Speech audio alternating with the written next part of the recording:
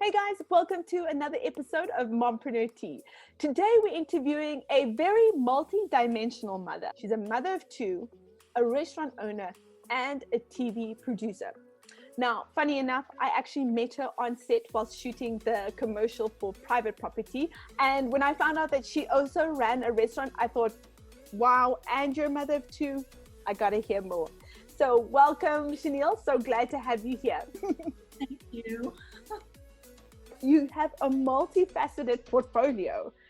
Let's talk about you. How did your journey into your career or discovering Shaniel? Funny enough, I actually think I'm really just only at the beginning of what you would call a discovery of sorts. So I've been in television and I've been a producer for 14 years, but came into a position and a role in my previous company where I was really a part of the executive team. And when one thinks about what next was what can I actually see myself growing old in happily. I really don't believe humans are one-dimensional. We are good at multiple things and we like more than one thing, and we can be we can always do more than one thing. I've always loved cooking in a very personal, very intimate way for friends and family, and the idea behind the restaurant was always supposed to do something that was intimate, was really very neighborhood friendly, very quaint. There is a seriousness that has come with our menu and with the restaurant, just based on who comes there and its location, and I suppose its offering, the seafood offering. That's just meant that you've had to balance that idea of playful and simplicity with a very serious level of delivery and presentation. With this lockdown, how have you handled the impact? It's hard because, again, we are only 9 months old. While we were still trying to figure out and understand so many things in our business going through the seasons, come to a complete halt. And that's been really sad. It's been really sad because I think we would, this business was doing its thing and it was coming into its own and it was showing us things. And so that in a nutshell, it's just mean that everything has been halted. We have in the last 2 weeks gone on to a sort of frozen meal convenience offering where we've been selling.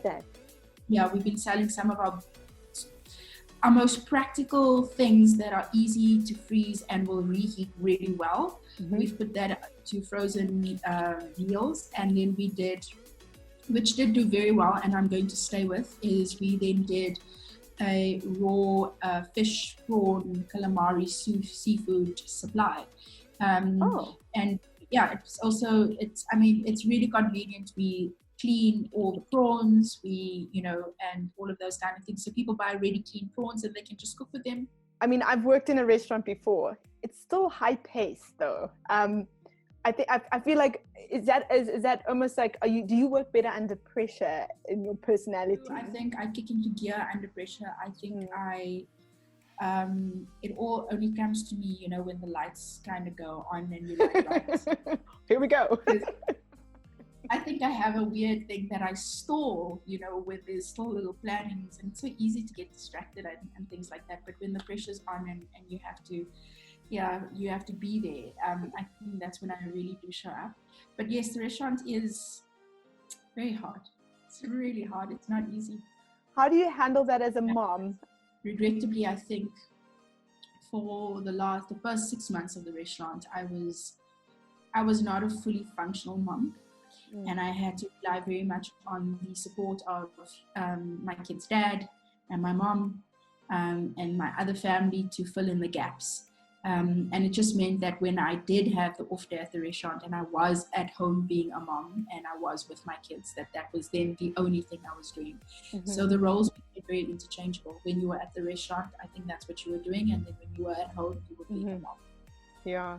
What, I guess, hacks or tips have helped you adjust or make life a lot easier? I mean, I'm preaching to myself here, but I think a timetable is everything, because I think just practically putting a timetable on the fridge and somebody seeing that this is, first of all, I'll know today what is Mhm. expected of me tomorrow. Mhm. Is one of those things. And I think, yeah, when your kids know, my kids especially, when they know what tomorrow looks like and what is expected of them, they operate and they function so much better. Kids really hate being let down. And I think the one way to make sure you stick to something is to let them know, so that you know you've got to stick to your plan. What encouragement could you give to your old self? I think you have to be very wary of time. So if you want to do something, consider the time you have to do it, and make sure that you give yourself as much time to do what you need to do. So get out. And I mean, I'm speaking so practically. Yeah, I have to weigh up how long I'm going to earn this fixed salary, and all of those kind of things, and how much I needed it, and how much time I was going to then put in after hours to doing the other things that I needed and stuff like that. So I think weighing out time in a very practical way is very important. So I know we can't all rush off and just go and do what we want. It says, oh, don't hesitate, just do it. It's not what I'm saying. Just where you're negotiating your time and understanding when you're going to make the leap. Just whatever you do, give yourself the most time you absolutely can for your next venture, because that needs all the time. Okay, thank you so much, Shaniel, for being interviewed. I really enjoyed getting to know you and all the dimensions of you. You're absolutely amazing. Keep up the good work and the high pressuredness. I've got a little prezzy for you. It's from my sponsors, Tanganda Tea. Are you a tea drinker? Indeed, I am. Are you? In fact, Okay. I'm just even becoming during lockdown. It's crazy. I feel like I'm drinking like 16 cups of tea a day. Listen, tea is what's keeping it together. I'll give that to you when I see you next. But Thank you so much. You're amazing, and you must have a great day. Thank you, Kanya. Thank you all for watching, and thanks so much for my sponsors, Tanganda Tea.